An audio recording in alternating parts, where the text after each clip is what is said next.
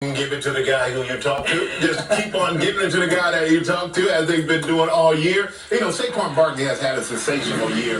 His carries, rush yards, all career highs. He's had over 100 yards from scrimmage in 3 of the last 4 games. And he's one of only 3 quarterbacks this season that's led his team in receptions. He is Mr. Everything for the New York Giants. And they have to put the ball in his hands and just try to give him a chance to make something happen. But you know the Eagles, Howie, they're going to try to put everything, take him out of it, and put everything on Danny Dimes. I mean, Terry.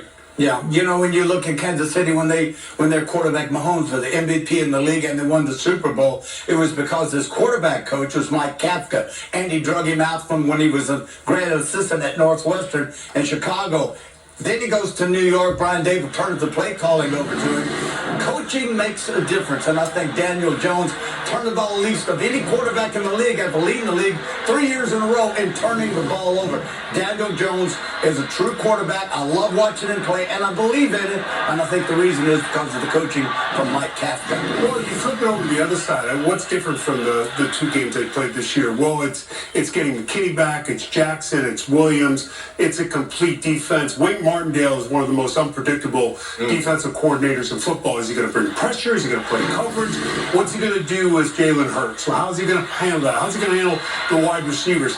This gives him the full kind of package of he can do anything from A to Z within his defense. So that unpredictable factor, I think, is going to be a big key for today's game. How you look at playoff football, pressure football, and you look at Philadelphia. Their expectation, it's not the playoffs. Their expectation is the Super Bowl. Yeah. And so you look at the pressure on the 2 teams. Really, New York's playing with house money. Yep. And you look at this game as it goes on, because of the pressure on Philadelphia, as it goes on, that pressure builds and builds and builds.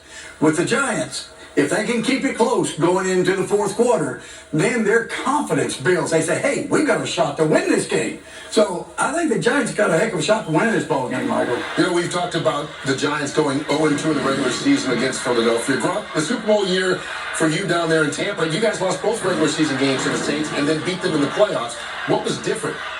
Yes, obviously the 2 previous games in the regular season don't matter one single bit. Throw those games in the trash.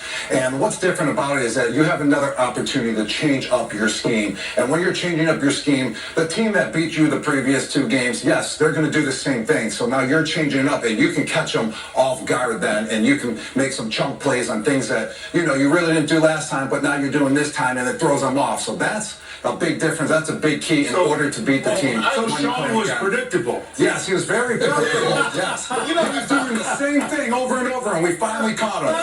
Yes. The time Sean Payton will join us with our picks in just a second.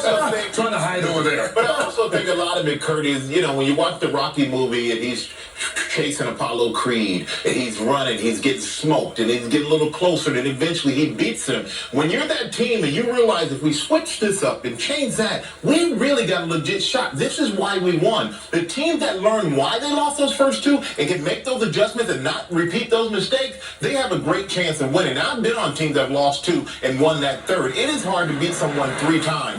But I'm not going to say it's going to be easy for the Giants in Philly, but I do believe the Giants have a legitimate shot if they eliminate a lot of the mistakes they've made the past 2 weeks. And the Giants are on a roll. Philadelphia hadn't played that great for the last month. Part of the reason is because of the injury to Jalen Hurts.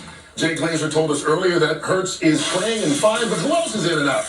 Jay will tell us right now, brought to you by Geico. Well, how we talked about the Giants defense, and they're a healthy bunch except for one name, and it's a very important name. It's Azeez Ojulari. He's probably one of the best pass rushers. He is limited all week. He is active today, but the plan is to limit him in this game. Now, on the other side, he's going to face off against Lane Johnson. Lane is extremely important, obviously, to this Eagles offense. I talked to him last night. Said, look, I tore my groin.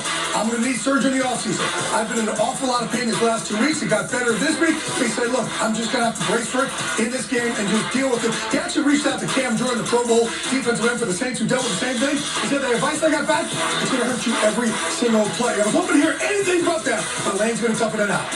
All right, thanks a lot, Jay. Today's jackpot for the Fox Bet Super 6 contest, $100,000.